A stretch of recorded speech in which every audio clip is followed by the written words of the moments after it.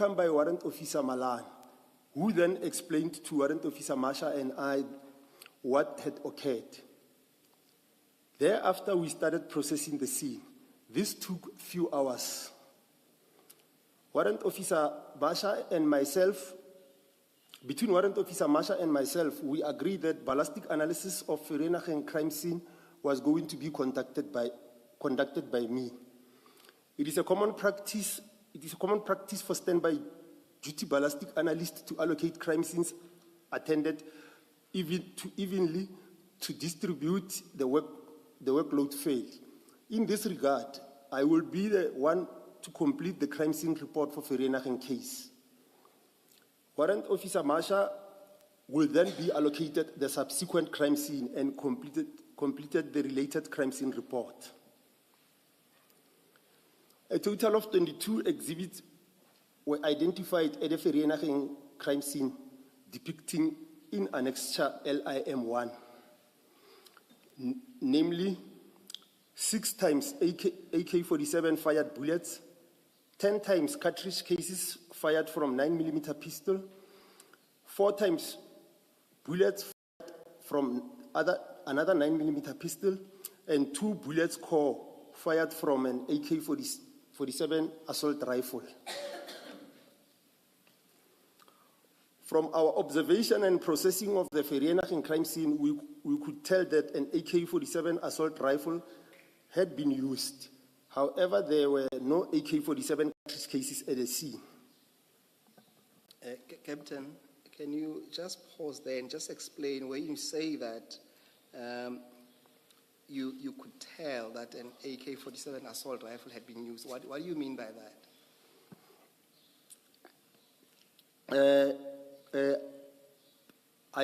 Our preliminary investigation at the crime scene suggested that an AK-47 rifle was used because at the scene we found the bullet core, 6 bullet cores of AK-47, and 2 bullet cores of AK-47 and 6 AK-47 fired bullets.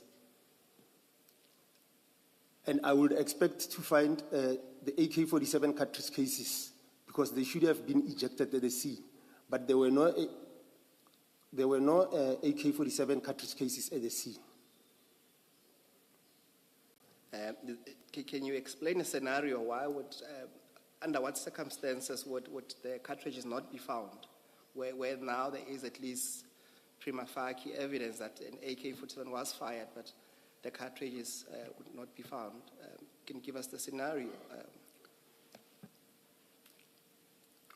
It can be different scenarios, commissioners. One of the scenarios could be that because AK-47 rifle has got a long barrel, it could be the shooter was inside the vehicle when a shot was fired and it ejected inside the vehicle. So it will leave the crime scene with the vehicle when the shooter leaves the crime scene. Almost like a drive-by. Yes, commissioners.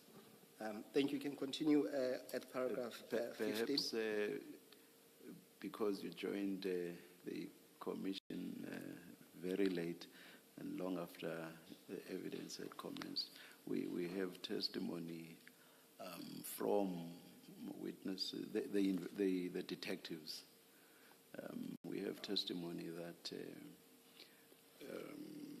AK-47 cartridges were found at the Bramley scene, contained in was it a plastic bag? In a plastic bag. So the inference is that they must have been picked up, collected, and stuck into that plastic bag. I accept to be one proposition, but I think it's also plausible when he says that when the projectiles share. But I accept that ultimately they were found inside a bag in a vehicle at a different. Thank you, Chair. Well, thank you, Mr. Masugire. Captain, you can proceed. We are at paragraph 15. Thanks, commissioners. While processing the scene, all the officers at the scene were advised by an officer who is unknown to me that information has been received that a group of people who were suspects of the shooting have been arrested in Bramley. The case number lodged for the said arrest is case 149 of 4/2024 Bramley case. It was communicated that the suspect at the Bramley scene have been apprehended with the firearms, including an AK-47 assault rifle, and that one of the suspect was a police officer. After receiving